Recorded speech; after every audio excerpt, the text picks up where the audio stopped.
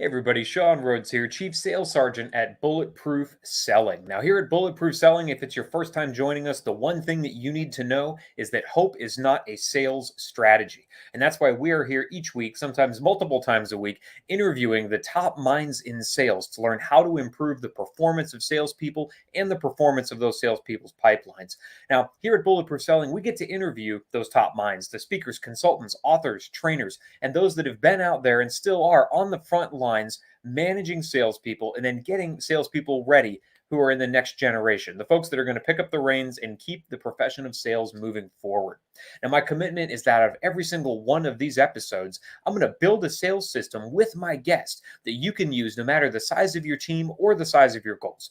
Now, if you've tuned into us before, then you know a little bit about my background. U.S. Marine, tasked with studying the highest performing teams on the planet and transferring everything that I learned into the field of sales. Well, occasionally you run into a doppelganger in the world. I mean, somebody else that has a similar background, very similar background, in fact, and is out there doing a very similar thing, working in the field of sales, applying that military methodology into what they do. And that's why it is my absolute pleasure to welcome on the show today another former Marine, Mr. Raleigh Wilkins. Welcome to the show, sir. Hey, thanks. I appreciate it. It's glad to be here.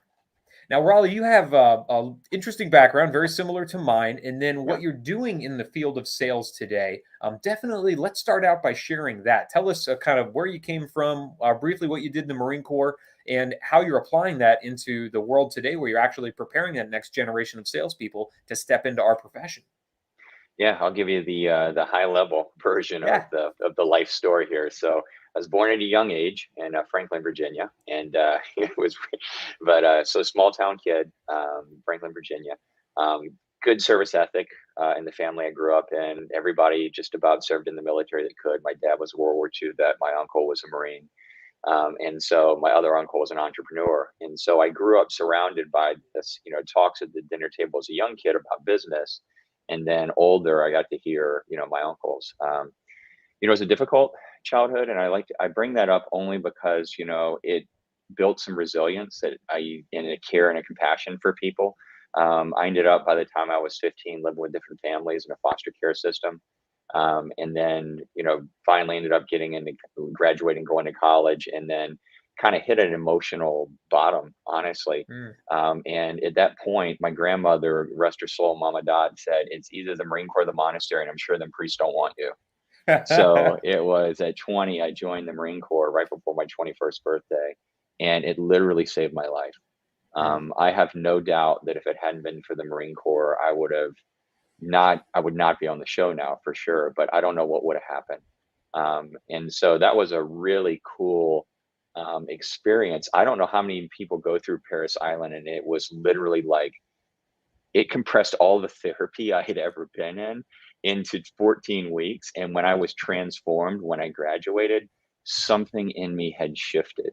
I had become a service minded, other centered, mission than team than self Hmm. individual. And it gave me this it tapped into that indomitable spirit that I think we all have, but you don't all get pushed to it. And so Hmm. that was really powerful for me. And so Marine Corps, same. You summed up the Marine Corps experience better than I could, so I'm going to leave it to that. But leaving the Marine Corps after 6 years was a difficult decision. Some of it was based upon a desire to go try something new. I love the military and I loved what it did for me. The challenge is it's time and rank, time and grade. And I was on this path where it was like I did not see, my ambitions did not no longer match what was going to happen with the Marine Corps. And so I made a decision to get out. Long story, we're not going to get into that today, but decided that I was going to go and be a lawyer. I wanted to be a Hmm. maritime lawyer. And so I enrolled in school, started taking classes, and then it was like, okay, here I am. I'm trying to do all of these things. And I just like law, I don't know, economics maybe. And then I had a job that I'd gotten to support myself is a chief of staff for an executive VP of operations at Phillips. And it's really glorified secretary role. Hmm. But what they did is put me in a boardroom where I got to hear some of the most brilliant minds, women and men who were just like top of their careers, debating business issues. And I realized not only did I understand what they were saying somehow intuitively, that there was an overlay behind it, that there was an overlay of what I learned in the military and what they were doing in business. And as a matter of fact, if they would just apply certain principles I learned in the business and in the military, it Hmm. would be successful. And I was able to contribute in a way that they thought I had an MBA, not a guy who was coming out of the Marine Corps trying to cobble together a law degree. And it wasn't because it was, some of it was my uncle around the table, some of it was just intuitive. I think you have a sense for that kind of refractory thinking. And then the other side was the training that we had gotten, the 5 paragraph orders, the BAMSIS, the SMEAC, the, Matt T's, the integrity we had in reporting, because, if you lie and say there's 100 people there and there's 1,000 people will die. So you learn Yeah, yeah, integrity, exactly. you know, Now, and it's, walk us through that transition into yeah. sales then, because I want to make sure that we give plenty of time for people to understand what you do today, because I think Oh it's yeah, really sure. unique in Yeah. the field of sales. Yeah, so I've jumped to the end, so we do that because it's probably people already stopped listening if it's too much of this, like, Stewart Smiley kind of talk. But what I do now is I run an organization called Sales Platoon. We train active duty military and recently separated vets who are underemployed for a career in B2B sales. Hmm. And if you're a veteran and you're listening to this, you're probably thinking, I have no desire to be in sales. Salespeople are the ones that call and annoy me in the middle of the night, call me, in the morning and during lunch. They're trying to sell things to me that I'm not sure I want, and they pressure me. I have no Hmm. desire to be Jordan Belfort or to sell insurance or to sell roofing and knock on doors.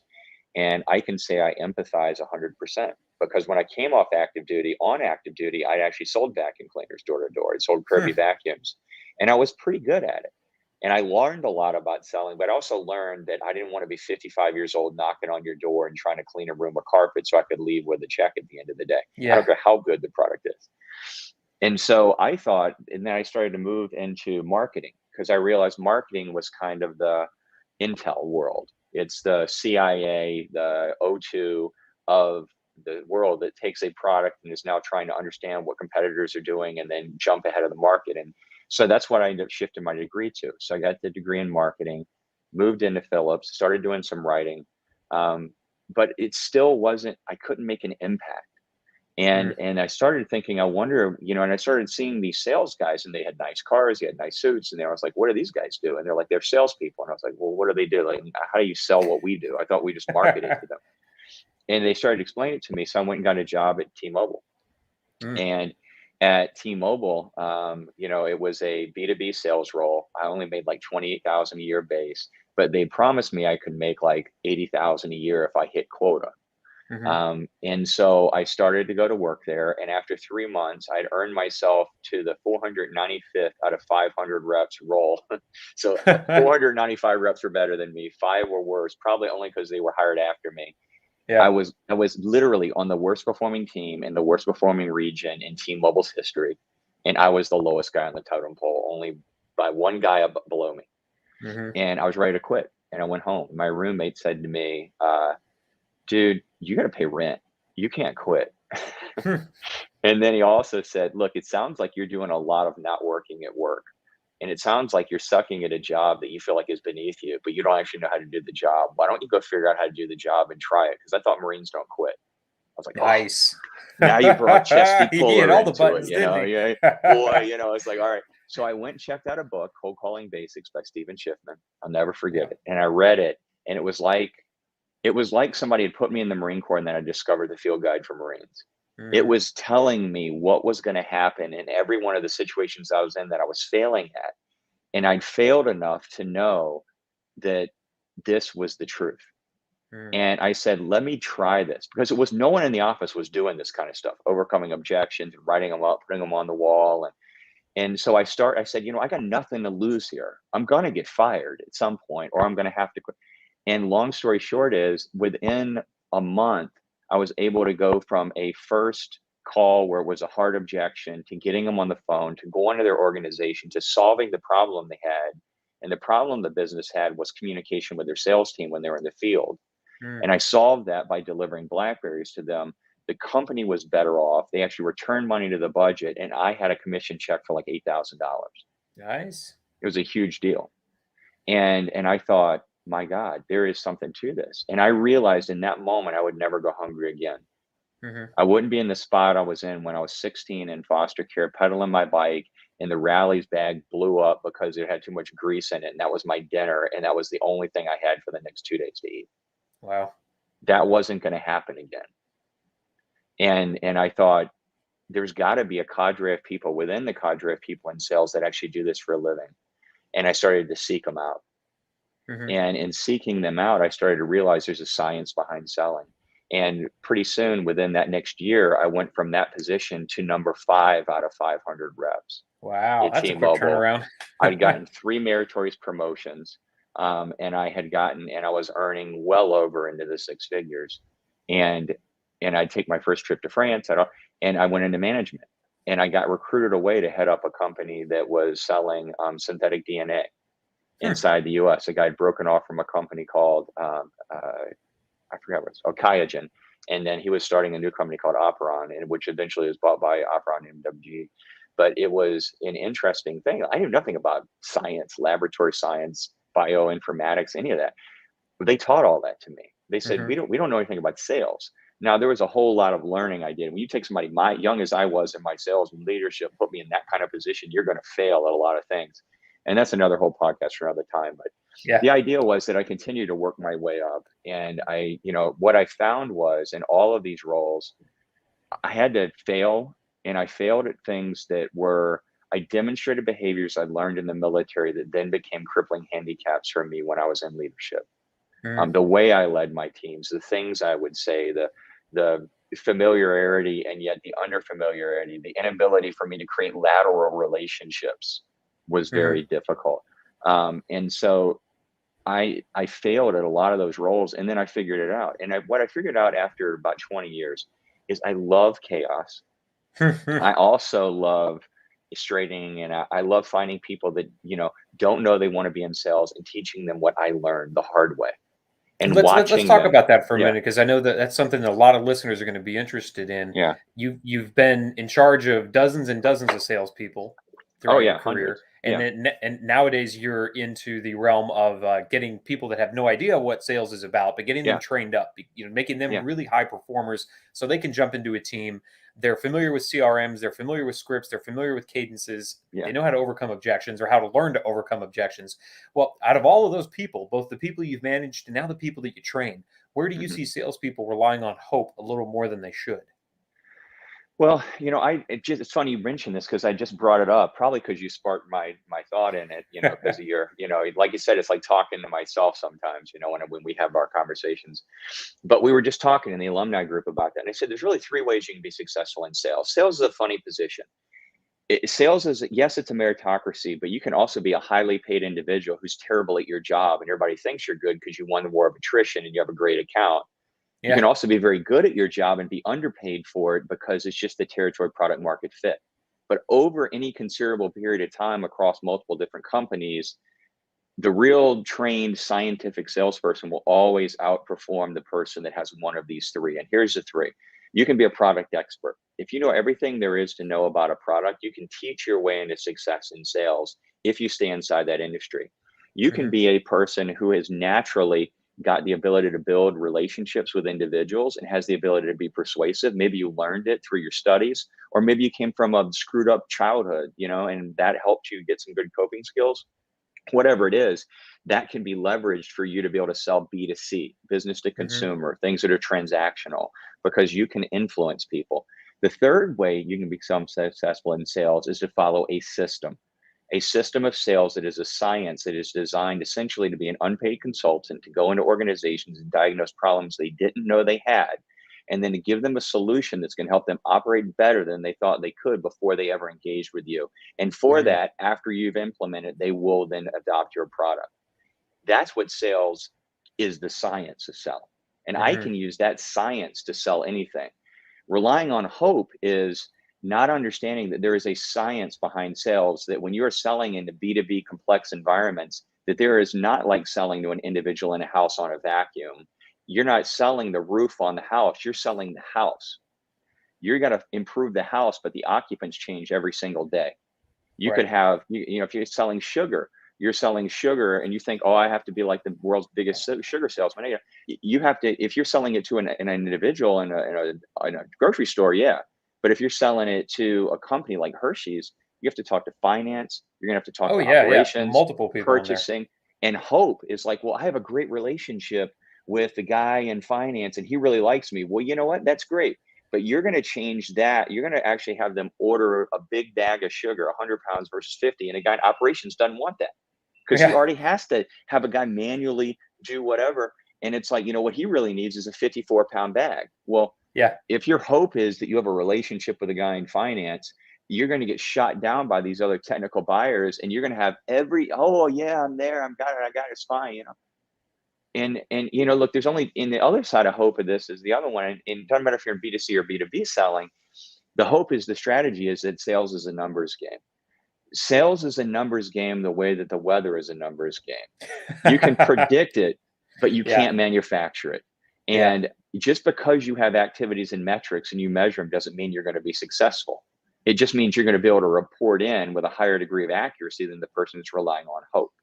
Yeah. And your underlying theme is such a good one because it covers so much, Sean. It's this hope is not a strategy covers so many different topics, but we all fall victim to it. Hmm. And the hope is that, in sales, you're doing one of two things. You're either disturbing the comforted or comforting the disturbed. Hmm. Comforting the disturbed is the phone rings, they send an email, they send a product request. They've already done the research on the buyer's journey. They're already ready to buy. They've identified your product as being one of the leading ones, and all they need now is for you to help do the transaction. Those will come through. That's marketing's job. That's product's job. That's going to happen. But you're not going to be able to hit quote on that. Not in a structure that's real quota. Because You're you're going to have to, dependent on people picking up the phone and having enough interest to get in touch with you yeah. in some Or you way. were And lucky enough to just call the person at the time of day that they're right. like, hey, I sell sugar. That's great. Hey, I sell PPE. Oh my God, our mask manufacturer just completely Yeah. wet the bed. Can you? So Yeah, let's start talking about manufacturing the other end of that yeah. spectrum, because I know so many entrepreneurs and so many salespeople. To your point, they into a good account, or they are in a market where people just need what they have. They are the Hmm. disturbed. They're looking for comfort, so they're reaching out. And maybe they're reaching out to multiple companies that do what you do, but they're reaching out. And the challenge Yeah. I find with that is that it does put you in this feast or famine revenue cycle where if the phone doesn't ring and the emails don't come in, I don't have new leads in my pipeline. I'm not prospecting. I'm dependent on the action of someone else for success. And Hmm. you and I learned in the Marines, well, if we're ordered to take the hill, I'm not hoping that the enemy is going to be lazy that day and make my job easy. I'm going to count on them to throw everything they've got at me, Yeah. and I have to plan to deal with that. I have to take the initiative. So, Yeah. where do you see great salespeople? And I know that you teach this to the Yeah. students in Sales Platoon. Where do you see great people take the initiative in the sales process? What's the first step in that? Is it something that they do in the lead generation stage, prospecting stage? Is it mindset? Is it how they, build their discovery questions? How do I begin to take the initiative on this instead of just hoping things work out? You see me smiling. And the reason I'm smiling is I'm going to say a very short answer. Yes. Yes, yes to all. Okay. Yes. Because it's like, which tool does a mechanic use to fix an engine that's not working? The right tool. That, yeah. That's the answer to the question. Look, I now am, a sales trainer. Okay. I'll say it. I hate saying it, but I'm now a sales trainer. I train young women and men and older young women and men. And whatever you identify as, I'll train it. Yep. How to go and learn the science of selling. I don't trust the shticks. I don't trust the people that go, it's your money, go get it. Hey, you got to 10x your life. Hey, you got Hmm. to say this clever phrase. That's like saying, if you're going to be a mechanic, buy this tool. This Yeah. tool is the only tool you'll ever need. Maybe, but if it's the only tool I'm ever going to need, it's probably going to be weird sometimes. Okay. It might work as a hammer, but it's Yeah. not designed to be a hammer. So you just asked a question with a whole lot of really good suggestions. And the answer is yes. Hmm. But when people ask me what makes a great salesperson, I almost always ask this to the cohorts. And by the way, I just want to make sure I say this too while we have time. Like, I don't charge the military veteran anything. Mm. This is a free course to them. It's not Yeah, it's free to important. me. I write a check to $5,000 to $8,000 per person out of Raleigh's little personal piggy bank to Yeah, pay yeah, for them to come, because I got to pay for a material structure, the rest. But yeah. when it comes to them paying, mm-mm. that nobody charged me for this. They taught me. And I feel Yeah. like freely given, free received, I owe a lot. So we make money when companies say, look, we're tired of finding bad talent or hiring, based on behavior or personality scores or from collegiate, and it's a 50-50 at best. We need people with grit, determination, resilience. Well, we also would like to know if they've actually gotten through and know that they want to sell or not.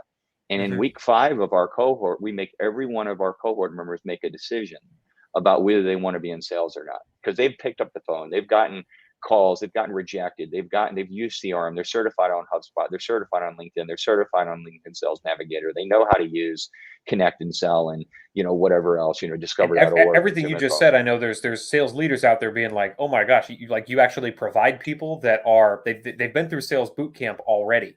Yeah, they've already And gone through the first 90 days of onboarding. in And addition to that, they're coming out of at least 4 years of structure, at of being least, held to integrity, of showing up on time, yeah, of having the lives of their brothers and sisters in their hands, and plus yeah. all of the other things. Like that's incredible. That's crazy. So let's let's build something interesting here, because I do want to take the time to build a sales system with you, and I'm going to Hmm. give you an impossible task, okay? Because I know Okay. you can handle it. All right. You're not just going to take the hill. I'm just going to give you a stick and say there's 1,000 NVA on the top of the hill. Go for it. Okay. Okay. Here's how we're going to do it. Where could a salesperson most benefit by taking something that you see in all of your military candidates and applying it into the field of sales for themselves, assuming they have no military experience? What would that Yeah. thing be that would really make an impact in their lives? I'm going to give you an answer that seems counterintuitive. And it's the same question that I ask the cohort, which is, what is the number one characteristic of a successful salesperson, a lifetime salesperson? Mm. And the answer to that question and yours is humility. Hmm. And I don't mean humiliation.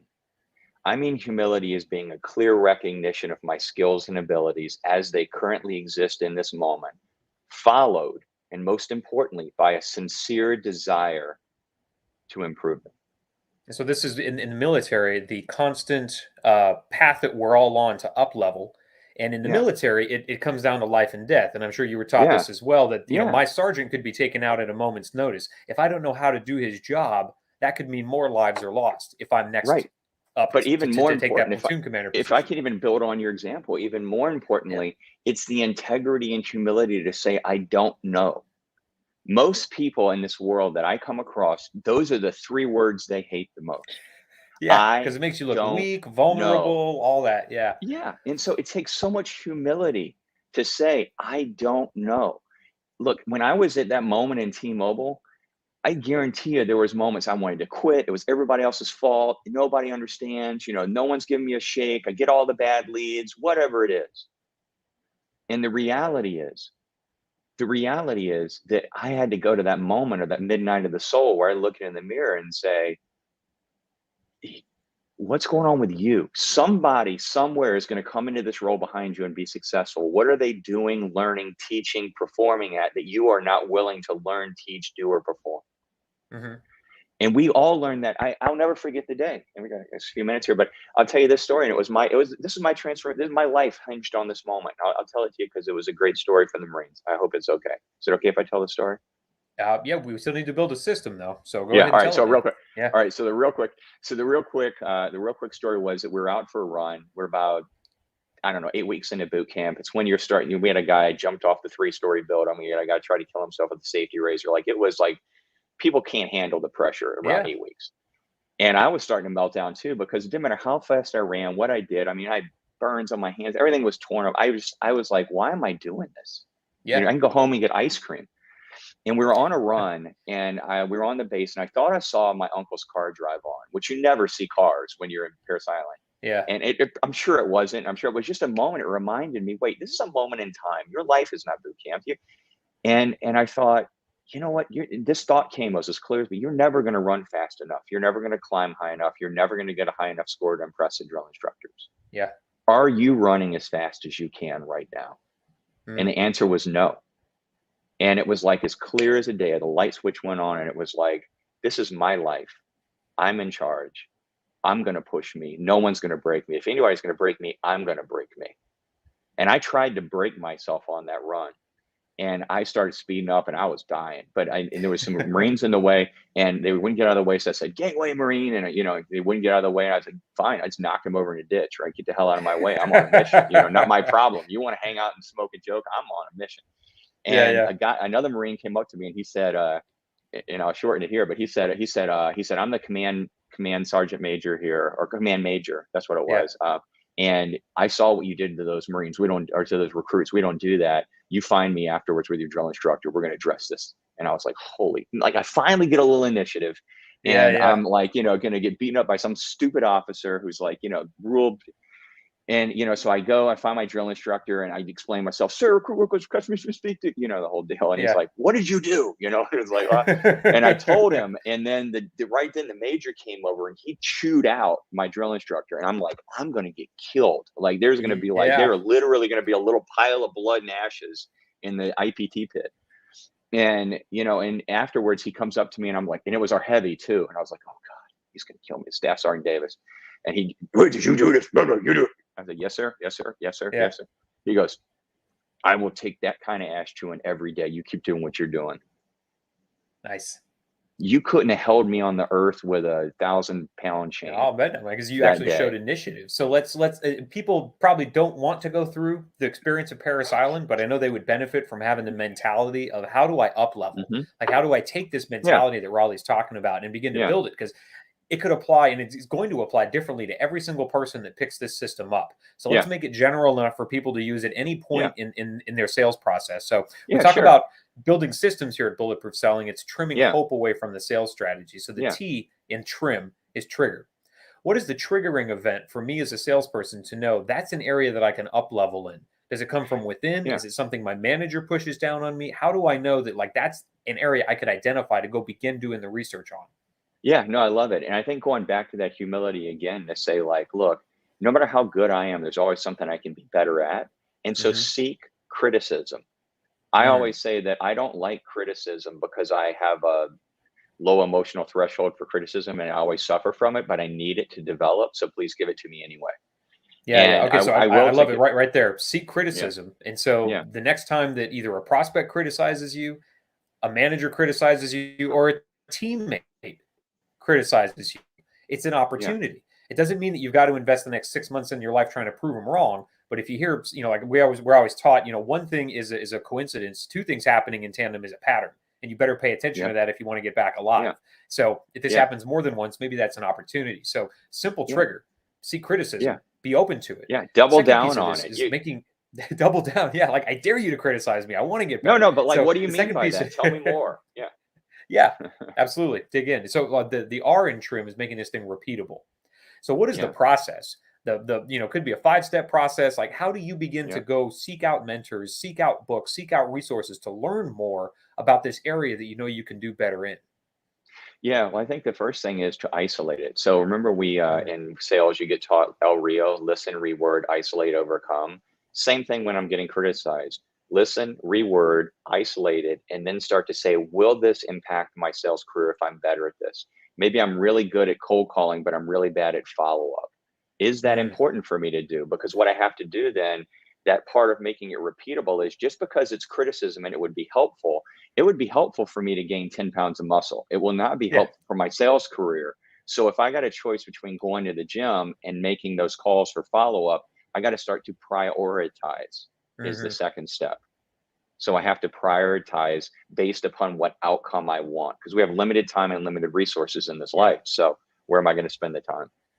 Love it. Love it. So we've got the trigger, we've got making it repeatable, and it's just identifying and prioritizing where does this fit. And that'll let you know how to time block. It'll let you know how much Yep. time to develop in Yep. this. If you can't overcome an objection to save your life because you're new to the world of sales, well, you better be devoting a whole lot of time to that if you want Right. sales to be a career. You better get Right. really comfortable with it. Love hearing them, because it's just like playing a game. Eventually, I'm actually waiting for objections in my sales calls now, because I've got Ah, all of them mapped out. And the yeah. Yeah. most the most interesting thing for me, the part I have the most fun in, is I dare somebody to give me an objection I haven't heard before, or an Yeah. objection I have heard but in a new way, because it just makes me better. So I love Yeah. that. We got trigger, making it repeatable. Now, how do you improve this? Let's say I've Yeah. done this cycle once or twice. I've learned how to overcome objections. I've learned how to find new prospects. I've learned how to be more humble, have more humility. what do I need to do to take a look back and say, all right, how do I improve how I go about doing this? How do I make it faster, better, more efficient so that I can take on more, learn more, and become more humble in the future? Yeah, well, it's like most things, and action doesn't follow mood, mood follows action. Mm, So I once you start doing it, it will become this process of inventory will become so ingrained that it's useful and you'll want to do it. But the other piece is, to make it repeatable and to make sure that you can continue to improve in sales, seek the numbers that matter. mm. Figure out what the metrics are that matter in this job. It may be the number of dials you make and the number of connects, but you got to start tracking yourself. It doesn't do any good for me to say, I think I'm doing better at overcoming objections. You can have a simple piece of paper. And when Yeah. you're doing your call blocks, when you get an objection, give it a T for time, give it a B for busy, a C for prior use for the competitor, whatever it is, and just say, and then score yourself. If you really want to do it, I used to record myself. Oh, yeah. So I would record one side of my conversation, then I would listen to it and then I would ask people to do it. And Hmm. the piece that I think is the most important is the practice to get better is seek people like in wrestling. I always say sales is much more like being a wrestling team than it is being a football team. In wrestling, you have a team, but it's you on the mat. And in Yeah. sales, it's you on the mat. There's nobody else. But why do you need a team in wrestling? You need a team to work on your strengths and weaknesses.